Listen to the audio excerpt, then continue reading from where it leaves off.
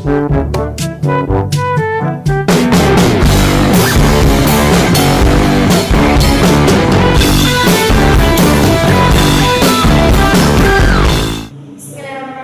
Assalamualaikum warahmatullahi wabarakatuh. Salam sejahtera untuk kita semua. Marilah kita panjatkan puji dan syukur kita atas kehadirat Allah Subhanahu wa taala sehingga kita masih diberi kesehatan, kemudahan hingga saat ini. Dan tak lupa pula salawat serta salam tetap tercurahkan kepada baginda kita Muhammad SAW. Perkenalkan, nama saya Rastika Sanju. Pada kesempatan kali ini saya akan membahas mengenai materi istihsan. Adapun pengertian istihsan secara bahasa dari kata hasan yang artinya baik. Nah, kemudian kata hasan ditambah dengan 3 huruf, yaitu alif, sin, dan to. Yang kemudian jadi kata baru istihsan yang bermakna mencari sesuatu yang baik dan menganggap baik terhadap sesuatu hal. Kemudian istihsan juga dapat diartikan adalah sumber hukum yang banyak dipakai dalam terminologi dan istinbat hukum oleh 2 imam mazhab, yaitu Imam Abu Hanifah dan Imam Malik. Nah, sementara bagi Imam Al-Syafi'i, orang yang mengeluarkan hukum dengan cara istihsan adalah istinbat hukum dengan hawa nafsu dan mencari enaknya saja. Kemudian dengan kata lain, Imam Syafi'i menolak penggunaan istihsan dalam mengistibatkan hukum.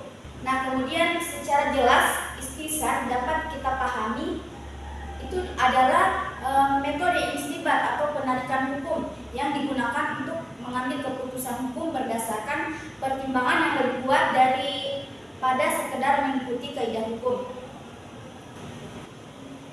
Nah, adapun macam-macam istihsan itu, yang pertama, berpindahnya suatu hukum dari qiyas sahih kepada suatu qiyas kafi. Contohnya, berdasarkan qiyas sahih yaitu hak pengairan tanah pertanian dan hak lalu lintas di dalam harta wakaf tanah pertanian tidak termasuk harta wakaf apabila tidak disebut dengan tegas pada waktu mewakafkannya. Dalam hak jual beli, hak pengairan dan hak lalu lintas tidak termasuk. Maka yang demikian ini terjadi pula pada wakaf. Akan tetapi menurut istihsan atau qiyas kafi, wakaf tersebut dipersamakan dengan ijarah atau sewa menyewa, sebab tujuannya sama, yaitu mengambil manfaat barang yang bukan miliknya sendiri. Kemudian di dalam sewa menyewa, hak tanah pengairan dan lalu lintas termasuk disewa meskipun tidak disebut dengan tegas. Adapun dasar peninggalannya yaitu pengambilan manfaat dari barang yang diwakafkan. Kemudian yang kedua itu berpindahnya suatu hukum yang ditetapkan oleh nas yang umum kepada yang khusus. Nah, contohnya seperti kasus pencurian. Nah, kasus pencurian ini pada musim atau masa kelaparan berdasarkan nas yang umum tersebutkan dalam surah Al-Maidah ayat 38 yang artinya pencuri laki-laki dan pencuri perempuan hendaklah dipotong tangannya. Nah, melihat ayat tersebut di atas bahwa setiap pencuri baik laki-laki maupun perempuan harus dipotong tangannya. Akan tetapi Umar bin Khattab tidak melakukan hal tersebut, yaitu memotong tangan terhadap pencuri pada masa kelaparan. Nah, kemudian demikian halnya di dalam pembagian zakat. Bagi seseorang mualaf dan binatang unta yang kabur atau lepas harus ditangkap, padahal pada zaman Nabi Muhammad SAW tidak harus ditangkap, tetapi dibiarkan lepas begitu saja. Kemudian yang ketiga itu berpindahnya suatu hukum pulih kepada hukum yang merupakan kekecualian. Nah, contohnya seperti orang yang dititipi barang harus bertanggung jawab atas barang yang dititipkan kepadanya.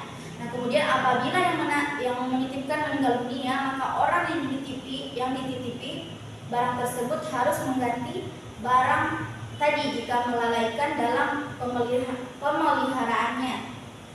Kemudian dalam kasus ini berdasarkan istihsan, maka seseorang ayat tidak diwajibkan menggantinya karena dia dapat menggunakan harta anaknya untuk mengongkosi hidupnya. Kemudian ada pemujahan istisan. Di sini ada 2 poin, yaitu penolakan istisan dan pendukung istisan. Nah, pada penolakan istisan, ulama-ulama Syafi'i pada umumnya menolak istisan sebagai dalil hukum. Ulama-ulama Syafi'i pada umumnya melakukan kecaman pada kritik yang tajam terhadap penggunaan metode istisan yang menurut mereka bertentangan dengan nas Al-Quran dan Sunnah.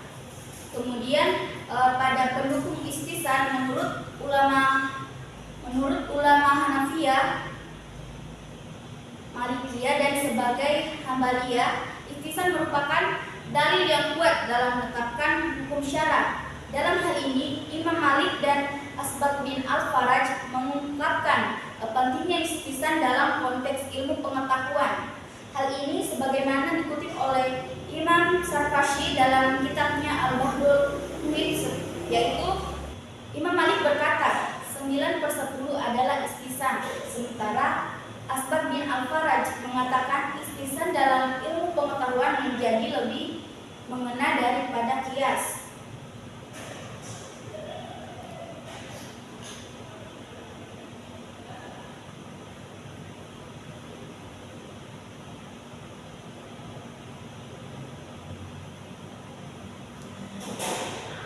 Kemudian dapat disimpulkan bahwa istisan berfungsi untuk mencapai kemaslahatan dan menghindari kemudaratan serta memberikan solusi pada masalah yang tidak dapat diselesaikan dengan aturan ilmu fikih.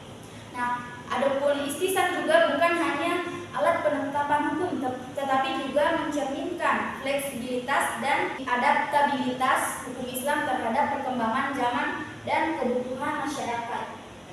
Baik, mungkin itu saja pemaparan materi dari saya mengenai tentang istisan. Lebih dan kurangnya mohon dimaafkan. Wabillahi taufiq wal hidayah. Wassalamualaikum warahmatullahi wabarakatuh.